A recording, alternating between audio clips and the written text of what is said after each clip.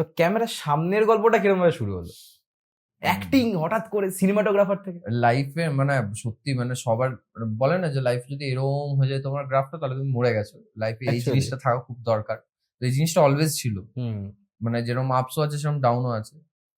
তো মোটামুটি ভালো চলছিল, কিরণদার ভিডিও বানাচ্ছিলাম, হুম ক্যাফে ট্যাফের ভিডিও করছিলাম, আমি সুইগি জোম্যাটোর ছবিও তুলতাম রেস্টুরেন্টে, হুম মানে খাবারের ছবি। আমি হুম। ফুডেই আমার বেসিক, আমি খেতে খুব ভালোবাসি। তো সেই হিসেবে আমি ফুড ফটোগ্রাফিটা আমি ধরে নিয়েছিলাম, যেহেতু আমি যেখানে কমার্শিয়াল ফটোগ্রাফি শিখেছি হ্যাঁ। সেখানে ফ্যাশন সবকিছুই শেখানো হয়, but hmm. I was very interested towards food. তুমি কি কন্টেন্টটা মানে নিজের জন্য ক্রিয়েট করতে না অন্য কারোর জন্য ক্রিয়েট করে দিতে? ফুডের যে কন্টেন্টের কথা ফুডের কন্টেন্ট না, ফুডের ছবি তুলতাম অ্যাপের জন্য। আচ্ছা, ফুড app এর পান্ডা, জন্য। সুইগি, জোম্যাটো সবেরই করেছি মোটামুটি। পার আচ্ছা। রেস্টুরেন্টে আমি 500-600 টাকা করে পেতাম। তো হুম। এগুলো করতে করতে করতে করতে লকডাউন হ্যাপেন 2020। আচ্ছা।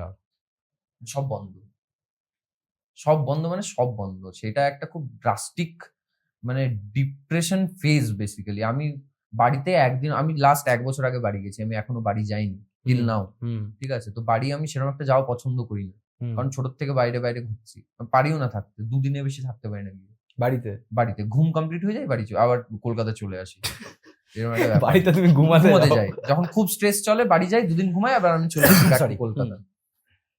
তো আমি বাড়িতে বাঁকুড়ে গিয়ে 3 মাস লক হয়ে গেলাম লকডাউনের চক্করে। বাড়িতে?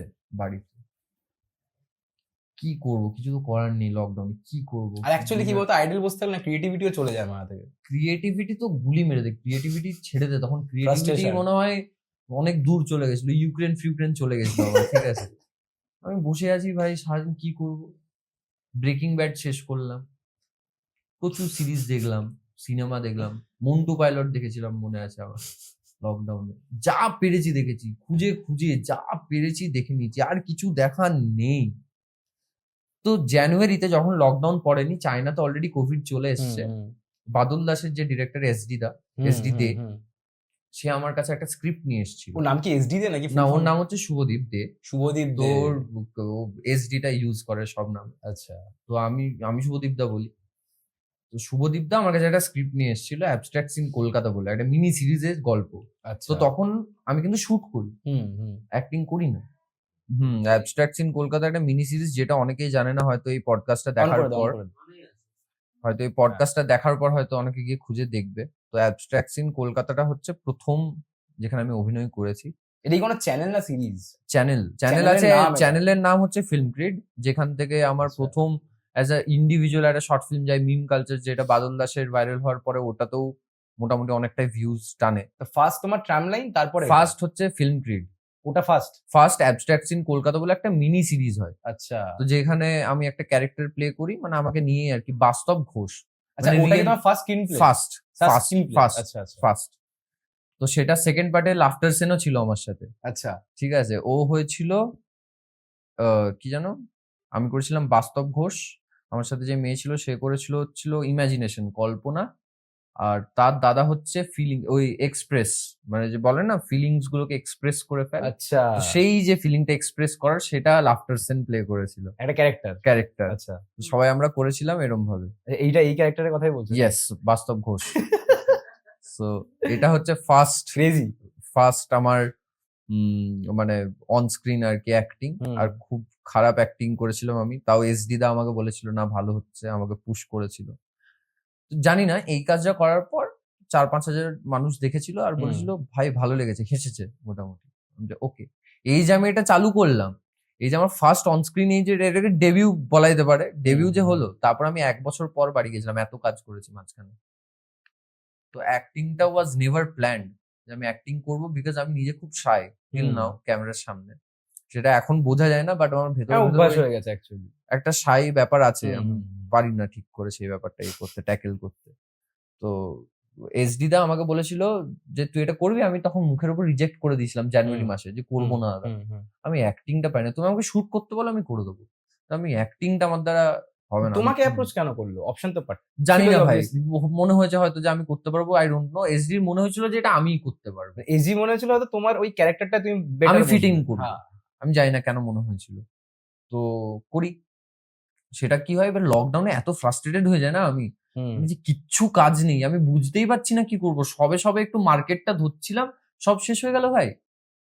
তো বাড়ি থেকে ঝগড়া করে আমি কলকাতা চলে আসি লকডাউনের টাইমে। কেউ আসতে লকডাউনের টাইমে লকডাউনের টাইমে এসেছি আমি। বাড়ি ভাড়া পেলে এদিকে? না, আমার তো ফ্ল্যাট নেওয়াই ছিল আচ্ছা, কলকাতায়। নেওয়াই ছিল আগে নেওয়াই থেকে, ছিল, তো আচ্ছা, আমি তো আচ্ছা। বাড়ি গিয়েছিলাম লকডাউনের জন্য। তো আমি 3 মাস রেন্টও দিয়েছি যখন না থেকেও। আচ্ছা, তো আমি এসছি, এলাম। আমার মনে আছে ফোর্থ জানুয়ারি, ফেব্রুয়ারি, মার্চ, এপ্রিল, মে, হ্যাঁ 4th এপ্রিল আমি ফার্স্ট আর কি, সরি 4th অগস্ট আচ্ছা। শুট করি আমি, হচ্ছে মানে অন স্ক্রিন আমার 21 ফার্স্ট 20 20 আর 21 হবে। 2020 20 হবে, হ্যাঁ 2020 4th অগস্ট ফার্স্ট আমার শুটিং হয়। হুম। গোলাপি রঙের টি শার্ট পরে, গোলাপি রঙের একটা বক্সার পরে, গলফিনের মাথায় শুট করছি, সবাই মাস্ক পরে আছে, একটা সিনারিও। ফার্স্ট শুটিং হলো। আমাকে এসডি বলেছিল তুই না এলে বলে দে, আমি একটা অন্য ছেলেকে নিয়ে করে দেবো। বললাম দাদা আমি আসছি, আমার আর ভালো লাগছে না, ঘরে কোনো কাজ নেই, আমি এটাই করবো, দেখি না কি হয়। গেছি, করলাম। তারপর আমি রূপকদার সাথে মিউজিক আচ্ছা, ভিডিও এই করলাম। কাজগুলো কি পেইড ওয়ার্ক হয়? এই যে না, এটা আমি ট্রামলাইন তো নিজের, ফিল্ম ক্রিডও হুম। নিজেরই, ঠিক আছে, মানে এইখানে টাকা পয়সা এগুলো ভাবো না। কিছু দেখি না, আমরা উল্টে টাকা আমরা সবাই লাগিয়ে ভালো একটা কাজ করার চেষ্টা করি, বিকজ এইখানেই আমাদের ওই ক্রিয়েটিভিটিটা বেরিয়ে আসে, ক্রিয়েটিভ জিনিসপত্রগুলোকে যতটা এক্সপ্লোর করা যায়, দেখানোর Because- সুযোগটা পাও। আর আমি স্টার্টই করেছি ওইখান দিয়ে। তো হুম, হুম। যেখানে তোমাকে একটা মানুষ সুযোগ দিচ্ছে, সেখানে তুমি টাকার কথা বলতেই পারো না, যেই কাজটা নিয়ে তোমার কোনো এক্সপিরিয়েন্স নেই সেটার জন্য why they will pay you, একদমই না। তো কাজটা হলো, সবাই মিলে কাজ করলাম, ভালো লাগলো কাজ করে। তারপরে রূপকদার সাথে মিউজিক ভিডিও হয় একটা ওর চ্যানেলে, ভাব হুম, ভাব হুম। নোয়ারি বলে, ফার্স্ট মিউজিক ভিডিও। তারপরে ব্যাক টু ব্যাক কাজ হতে থাকে। তার মাঝখানে আমি তারপরেই তো বাদল দাস হলো, তুমি না আমি ভাইরাল হয়ে গেল ভ্যালেন্টাইন্স ডে সময় হ্যাঁ, 2021-এ। হ্যাঁ, তারপরে হ্যাঁ, হ্যাঁ। বাদল দাস গেল, বাদল দাস ভাইরাল হলো। তো আমি এক্সপেক্টই করিনি যে আমি কোনোদিন অ্যাক্টিং করব। মানে আমার জন্য ব্যাপারটা না খুব অ্যাক্সিডেন্টাল হয়েছে। মানে আমি অ্যাক্সিডেন্টাল অ্যাক্টরই বলা যেতে পারে। আমি অ্যাক্টিং চুজই করিনি। আমি হয়তো আমাকে যদি অ্যাক্টিং তোমায় চুজ করেছে বলছো? অ্যাক্টিং চুজ করেছে, maybe, I don't know. But আমি চুজ করিনি acting. Hmm. And it was never plan যে আমি অন স্ক্রিন আসবো। আর কারণ আমি ক্যামেরার পেছনে আমি এনজয় করতাম ব্যাপারটাকে, যে না ভাই ঠিক আছে, লাইট দেখবো, বলে না, ফ্রেম একজন প্ল্যান দেখবো, সেট করে রেখেছে গডস প্ল্যান পুরোপুরি। অ্যাকচুয়ালি। তো এইটা যে কোনোদিন হবে, আমার মাকেও আমি এখন মাঝে মাঝে যখন বলি যে মা এগুলো তো কোনোদিন ভাবিনি, হুম। যে রাস্তায় বেরোলেই লোকজন চিনতে পারছে, এটা একটা আলাদাই ফিলিং। আর এগুলো না যখন ইনিশিয়ালি, যখন বাদল দাস যখন ভাইরাল হয়, আমি রাস্তায় জাস্ট বাড়ি থেকে নিচে চা খেতে নামছি হয়তো রাত 1:30টার সময়, তখন দেখছি লোকজন চিনে যাচ্ছে। আর তখন না এগুলো হ্যান্ডেল, মানে আমি বললাম, ভাই কি হচ্ছে, আমি ব্যাপারটা অ্যাবজর্ব মানে করতে টাইম লাগে বাদল না। দাসের পরে মেন তোমাকে লোকজন চেনা শুরু করেছিল, মেন ওটাই ছিল তোমার হ্যাঁ, ফার্স্ট ব্রেক। একদম ব্রেক, মানে লোকজন Acting চিনতে এ। পারছে। মানে আমি কোথায় একটা গ্রামে নবদ্বীপের দিকে গেছি, হাইওয়েতে আছি, আমি একটা অন্য কাজে শুটিং করছি, একটা ছেলে গেল, দেখলাম প্রায় 20-25টা ছেলে এসে ছবি তুলছে, এসে রাস্তার মাঝখানে হাইওয়েতে, ভাই মানে চারিদিকে জমি খাল ফাল আছে, সেইখানে লোকজন চিনতে পেরেছে। কি Just- ডিফারেন্স, ফিলিংসটা কিরকম? মানে আমি জাস্ট বলছি যারা কন্টেন্ট ক্রিয়েশন করছে, হুম। ধরো না না, আর আরো একটা ভালো aspiring জিনিস হয়েছে, মানে তার আগে লোকজন ছবি তুলতো আমার সাথে, কিরণদার ডিওপি বলে ছবি তুলতো। That was my first time যে লোকজন এসে বলছে যে বাদল দা, আমার নাম জানে না কেউ creator। তখন, আচ্ছা, আগে বলতো বাদল দা না কিরণ দা। তুমি? তো কিরণদার ডিওপি হিসেবে ছবি তুলতো। হুম। আর রূপক দা আমাকে কোয়েশ্চেনও করেছিল যে কেমন লাগছে এখন, যে তোকে, তোর জন্য এসে লোকজন ছবি তুলছে। আমি বললাম, ভালোই লাগছে। এবার আমি কি করে এক্সপ্রেস করবো যে কিরকম লাগছে, এটা কোনোদিন এক্সপেক্টই করিনি আমি। আমি এটা স্বপ্নে আসে না, মানুষের স্বপ্নেই আসেনি আমার। আমি কি করে এক্সপ্রেস করবো জিনিসটাকে? সেটাই। আমার কাছে তো সারিয়াল ব্যাপারটা, যে ভাই লোকজন এসে ছবি তুলছে, আমার মনে হচ্ছে ভাই আমি ডিজার্ভ করি আদৌ এই জিনিসটা? এরকম আমার সাথে হচ্ছে, এইটা হচ্ছে আমার সাথে, এক্স্যাক্টলি। এটা আদৌ হয়? এখন তো ব্যাপারটা নর্মালাইজ হয়ে গেছে অনেক, মানে এখন আর নেই এই জিনিসটা। বাট যখন প্রথম প্রথম হয়েছে, আমি না ভাই, কি এমন করে দিলাম ভাই, লোকজন এসে, যার সাথে আমার রক্তের সম্পর্ক নেই, লোকজন এসে বলছে তোমার কাজ ভালো লাগে দাদা, আমি কেঁদে ফেলেছি সিনেমাটা দেখে, এই হয়ে গেছে, হ্যানা হয়ে গেছে, ত্যানা হয়ে একটা গেছে। জিনিস কিন্তু তুমি এটা তোমায় বলতেই হবে যে প্রথমবার যখন তোমার রাস্তায় কেউ দেখে রিকগনাইজ করে, হুম। তার মুখটা ভোলা যায় না। তুমি কি ভুলে গেছো তার মুখটা? আমি মুখটা হয়তো আমার মনে নেই, বাট সিচুয়েশনটা পুরোপুরি মনে আছে। এইটা ভোলা যায়ই না, কারণ কি Situation এটা টা আমার আমার সাথে পুরো একবার মনে হয়েছে, ঠিক আছে, মানে মানুষের যখন জাস্ট যদি তুমি আর ভুলেও সেটা যাও, খুব অকওয়ার্ডও হয়েছে। হ্যাঁ। সেটা অকওয়ার্ড, মানে আমি তো চা খেতে খুব ভালোবাসতাম তখন। হুম। তো সকালবেলা আবার গেছি, রাত্রে তো ঘুমোই না, সেরকম একটা কলেজ লাইফে তো গেছি চা খেতে। ইনফ্যাক্ট আমি আমার গার্লফ্রেন্ডকে কিছুদিন আগে দেখেছি, দেখ এইখানটাতেই না আমার সাথে প্রথম একজন ছবি তুলেছিল, ঠিক আছে, টালিগঞ্জে। এবার টালিগঞ্জে আমি যখন শিফট হয়েছি কলকাতা, তখন আমি দেখেছি সিরিয়ালের শুটিং, আমি দেখতে যেতাম। তখন আমি ইচ্ছে কিন্তু ছিল না, তখন আমি হুম। ইঞ্জিনিয়ারিং করছি, জাস্ট যেতাম এমনি চিল র্যান্ডাম করতে। র্যান্ডাম। আমি হুম। নীলদাকেও একদিন দেখেছি, নীল ভট্টাচার্যকে রাস্তায় আচ্ছা, শুট আচ্ছা, করতে সিরিয়াল, সিরিয়ালে। সিরিয়াল, হ্যাঁ। নীলদাকেও তখন আমি একবার দেখেছি শুট করতে রাস্তায়। তো এবার ভাবলাম ভাই, টালিগঞ্জের মতন জায়গায় আমাকে একজন চিনতে পেরে গেল, কি করলাম ভাই? ঠিক আছে, এরকম একটা ফিলিং হয়েছে। আর আমাকে যখন ডেকেছে না, দাদা দাদা, আমি যে কিছু একটা পড়ে গেছে, হয়তো আমি একটা বক্সার পরে গেছি এইটুকু, ঠিক আছে, কিছুই তো নেই পকেটে, কি আর পড়বে। দাদা আমি তোমার কাজ দেখেছি দাদা, খুব ভালো লাগে, একটা ছবি তুলতে পারি? ছবি তুলবি? এরকম হয়? তোল। তুলেছে। থ্যাংক ইউ দাদা, খুব ভালো লাগলো দেখা করে। হ্যাঁ ভাই, আমারও ভালো লাগলো, তোমার আরো কাজ দেখতে চাইলাম। আচ্ছা। মাকে বললাম ফোন করে যে মা যেন রাস্তায় ছবি তোলে। হ্যাঁ মিথ্যা কথা বলছিস, মিথ্যা কথা বলছিস, এরকম একটা ব্যাপার। তারপরে মাও তো পরে এসে দেখেছে, মাকে নিয়েও বেরিয়েছি, তখনও ছবি তুলেছে লোকজন, তো মাও এই ব্যাপারটা না খুব এনজয় করলো যে বাবা আমার ছেলেকে সবাই চিনতে পারছে, তাহলে হয়তো কিছু করছে ভালো। তখন এখন যেমন বুঝে গেছে যে কি করি, একটু বোঝাতে পেরেছি, তখন তো জিরো ছিল ব্যাপারটা, তখন তো মা বুঝতো না যে আমি কি করতে চাইছি বা কি করছি, সেটা বুঝতে পারতো না। আমার বাবা এখন গিয়ে বুঝতে পারছে, মানে সেটাও কমপ্লিটলি বুঝতে পারে না যে আমি এখন কি বাড়ি থেকে সব সাপোর্ট করে? মা কমপ্লিটলি, মা ফ্রম ডে ওয়ান, মানে মা কেঁদেছিল যখন আমি এসেছিলাম কলকাতায়, যখন ওই লকডাউনের টাইমে শুটিং করতে, মা প্রচুর কেঁদেছিল, কিন্তু Tension এ? বলেছিল যে ঠিক আছে তুই কর, কারণ বাড়িতে আমি ডিপ্রেস, মানে একটা রুগীর মতন পড়েছিলাম। ওটা দেখতে কার বা আমায় চায়? ভালো লাগে, যা কাজ কর। আমি সারাদিন কাঁদতাম ঘরে হুম। বসে, যে ভালোই লাগছে না ভাই, কি করবো। ইনফ্যাক্ট এরকম হয়েছে, আমি টিকটক খুলে টিকটক বানিয়েছি, মা বেডশিট ধরে আছে। তোমার তখন বয়স কত? 22। 22।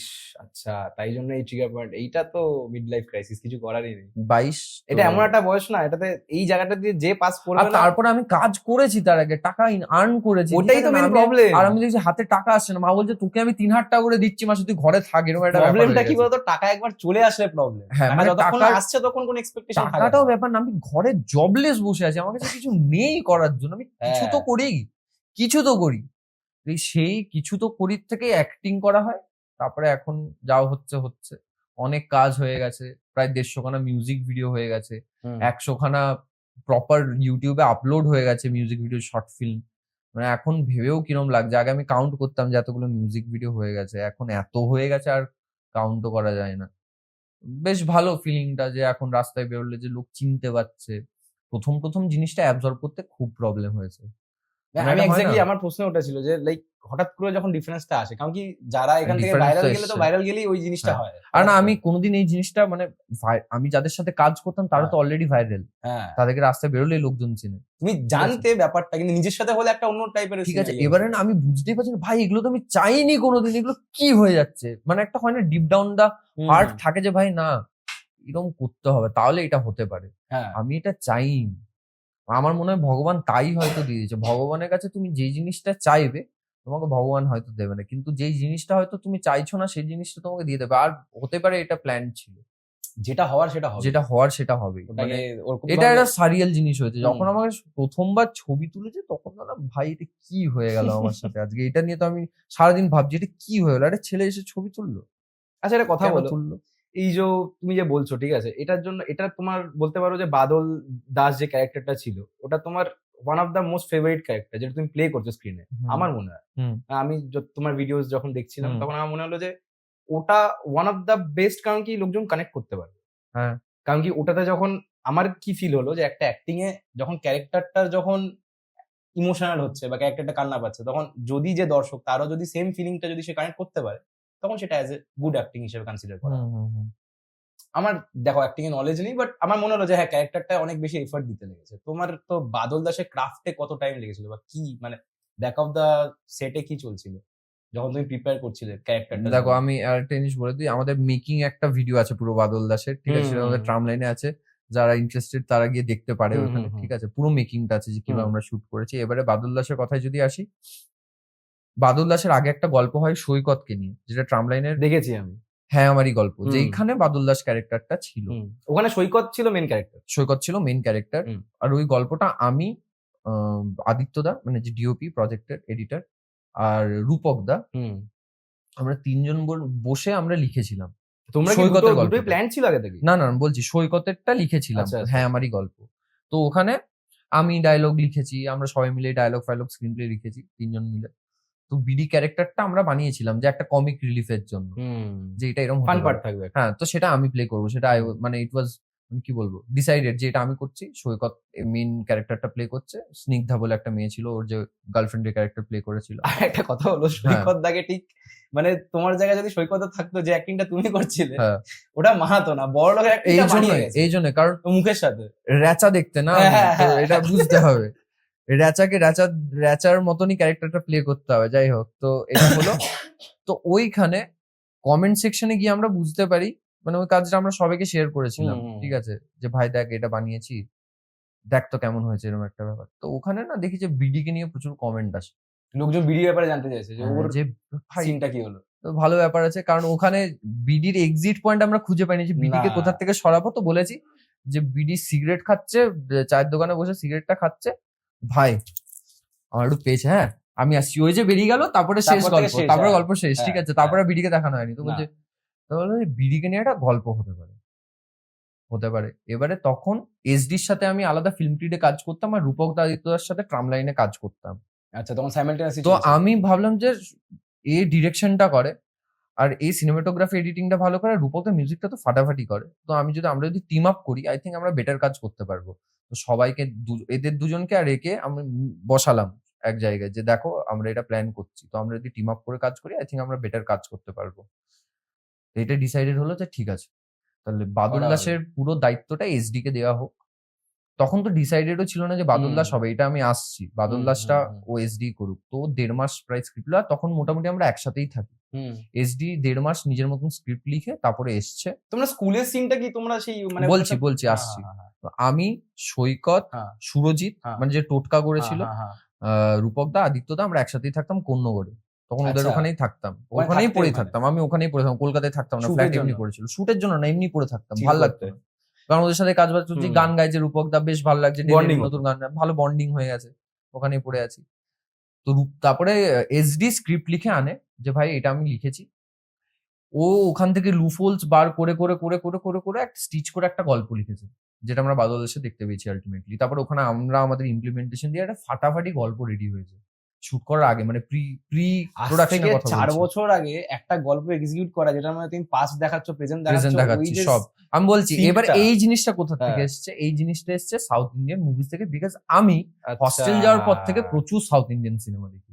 আর ওখানে আমি দেখতে পাই নিভিন পলি হচ্ছে আমার খুব ভালো একজন অ্যাক্টর। মালেরে প্রেমম বলে একটা সিনেমা আছে, যেখানে ওর 3খানা লুক ছিল। ওর বয়স তখন হচ্ছে 33। সে প্লে করেছে একটা স্কুলের ছেলে, সে প্লে করেছে একটা কলেজ লাইফের ছেলে, সে প্লে করেছে একটা ম্যান, মানে যখন সে বিয়ের বয়সী হয়ে গেছে, ফুল জার্নি দেখিয়েছে বেসিক্যালি। তো একটা লোকই 3টে ক্যারেক্টার প্লে করছে। আর এটাতে কি সুবিধা হয়, মানুষ না একটা পুরো ট্রাভেল দেখতে পায়, জার্নি দেখতে পায়, ঠিক আছে। আর সেটা যখন একটাই ছেলে প্লে করছে, সেটাতে আরো শেড পড়ে যায়, কানেক্ট করতে পারে। হ্যাঁ, তো এসডি আমাকে বললো।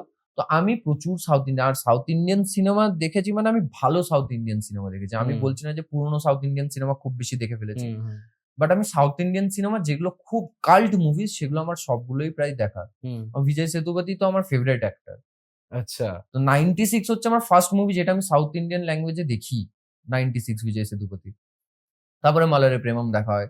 তো এই সিনেমাগুলো দেখে আমার খুব ভালো লেগেছিল। তখন আমি সিনেমা নিয়ে বুঝতামও না, নর্মাল মানুষ হিসেবে সিনেমা দেখেছি, কেঁদেছি সিনেমা দেখে।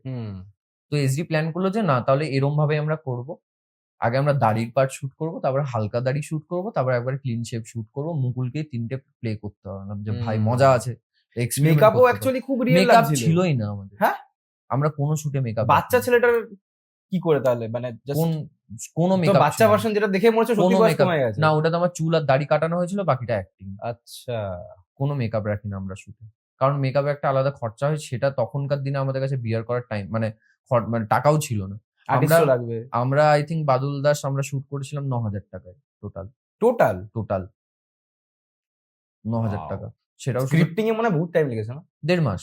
কারণ কি প্ল্যানিং না করলে 9,000 টাকা ব্যাপারটা নামানো না, আমাদের সব সিনেমায় মোটামুটি আমরা কম খরচাতেই বানাই, নিজেদের পকেট থেকে যতটা না দিলেই নয়, সেটা দিয়ে আমরা বানাই। তো এবার আমরা বানালাম, কাজটা রিলিজ হলো ভোটের টাইমে 2021-এ। কাজটা কেউ দেখলোই না। কাজটা ভাইরাল হয় 1.5 মাস পর রিলিজের, যখন ভোটের পুরো পিরিয়ডটা শেষ হয়ে যায়, তারপর বাংলাদেশে ভাইরাল হয় ফার্স্ট। ও, বাদল দাস নামটা মানে না, কারণ বাংলাদেশে এই নাটকের প্রথাটা চলে আসছে, যেমন আফরান নিশো হয়ে গেল, অপূর্ব হয়ে গেল। তো এই নাটক টাইপের একটা তো ফিল ছিল সিনেমাটা। হুম, কিন্তু হুম। বাংলাদেশের লোকজনরা খুব পছন্দ করে, হুম, আর বাংলাদেশের লোকজনরা ইন্ডিপেন্ডেন্ট মিউজিক আর ফিল্ম খুব সাপোর্টও করে আমার মনে হয়, Actually. তুলনামূলক কলকাতার থেকে। তারপরে কলকাতার লোকজন দেখে বা ওয়েস্ট বেঙ্গলের লোকজন দেখে, আর তারপরে এটা ম্যাসিভ, মানে দিনে এরকম হয়েছে যে 50,000 60,000 করে ভিউজ বাড়ছে দিনে? দিনে। ওয়াও! তারপরে 10 লাখ ঢুকছে আই থিঙ্ক বাদল দাসে, 10 লাখ হচ্ছে। 10 লাখ ভিউজ। হুম। হ্যাঁ, 1 মিলিয়ন দেখলাম। তো এত নিজের ফেসবুকে ভিডিওস দেখে নিয়েছি বাদল দাস নিয়ে, এত ভিডিওস ঘুরেছে, মানে কি বলবো, মানে এখনো কি শেয়ার, কনসিস্টেন্টলি ভিউজ আসে? এখনো শেয়ার হয়, এখনো এখনো আসে? কনসিস্টেন্টলি কমেন্ট আসে, রিলসে ভাইরাল হলো, আমি যখন পোস্ট করলাম আবার রিপোস্ট হলো, বাদল দাসের কিছু ক্লিপ শেয়ার করলাম, সেখান থেকে আবার দেখলাম আবার ভাইরাল হয়েছে। হুম। সবাই কমেন্টে গিয়ে লিখছে যে ভাই মুভি নেম প্লিজ। আমি নিজে আচ্ছা। গিয়ে ওখানে লিখেছি যে বাদল দাস, আমরা সাবটাইটেল অ্যাড করলাম লেজিট বাদল দাসে, কারণ হিন্দি লোকজনরাও দেখতে চাইছে, তারা বুঝতে পারছে না বাংলাতে বলেছি। ক্রাফটটা দেখে বুঝতে পারছে ভালো কিছু, বাট স্টোরিটা হ্যাঁ, বুঝতে বাট পারছে স্টোরিটা না। বুঝতে পারছে না, তো ল্যাঙ্গুয়েজের জন্য আমরা আবার হুম। সাবটাইটেল অ্যাড করলাম। তো আমার মনে হয় যে ভালো কাজ যার দেখার সে দেখবে ভাই, খুঁজে যা হোক করে দেখে নেবে। না মানে আমি সাউথ ইন্ডিয়ান ল্যাঙ্গুয়েজ যখন বুঝতাম না, হ্যাঁ, হ্যাঁ। আমি তো অন্ধ্রপ্রদেশে থেকে আমি তেলেগুটা বুঝি এখন, সাবটাইটেল দেখে শিখেছে। সাবটাইটেল না আমি বুঝি, কারণ ওখানে আমি তেলেগুদের সাথেই হুম, থেকেছি, আমি হুম, ল্যাঙ্গুয়েজটা হুম। এখন অ্যাবজর্ব হয়ে গেছে। হুম। আমি তামিলটাও বুঝি টুকটাক, মালায়ালামটা আমি এখনো বুঝতে পারি না, তাও আমি বলতে পারো? তেলেগুটা আমি মোটামুটি একটু আচ্ছা। বলে নিতে পারি এখন, তাও প্র্যাকটিস নেই, যখন হস্টেলে হুম, থাকতাম হুম, তখন তো হুম। বলতে হতো। তো এবারে ব্যাপারটা হচ্ছে যে সিনেমাটা না পুরোপুরি ইমোশন, ডিরেক্টর যেটা কনভে করতে চেয়েছে সেটা যদি তোমাকে গিয়ে রিডিরেক্ট করছে, তুমি বুঝতে পারছো, তার মানে এই ডিরেক্টরের কাজটা সাকসেসফুল। হুম, হুম। তো স্টোরি তো সাইলেন্ট মুভিজও হয়, সেখানে তো লোক স্ক্রিন প্লেই দেখে, সেখানে তো কোনো ডায়লগস থাকে না, সেখানে তো একটা মিস্টার বিন। ক্যারেক্টারের ইন্টেনশন তুমি তার হুম, অ্যাক্টিং দিয়ে বুঝতে হুম। পারছো। তো পুরোপুরি আমার মনে হয় একটা ভালো সিনেমা যার দেখার সে নিজের থেকে দেখে নেবে। তো আমি খুব গ্রেটফুল যে আমি এসডি, রূপক দা, আদিত্য দা এদেরকে আমার লাইফে পেয়েছি। যদি না পেতাম আমি লাইফের কোনো ডিরেকশন পেতাম না, অ্যাক্টিং তো হতোই না। এরা আমাকে প্রচুর গাইড করেছে। মানে এরা না থাকলে, মানে এই ৩ টে পিলার আমার লাইফে, এসডি, রূপক আর আদিত্য, এই যদি না থাকতো, হতো না ভাই কিছুই।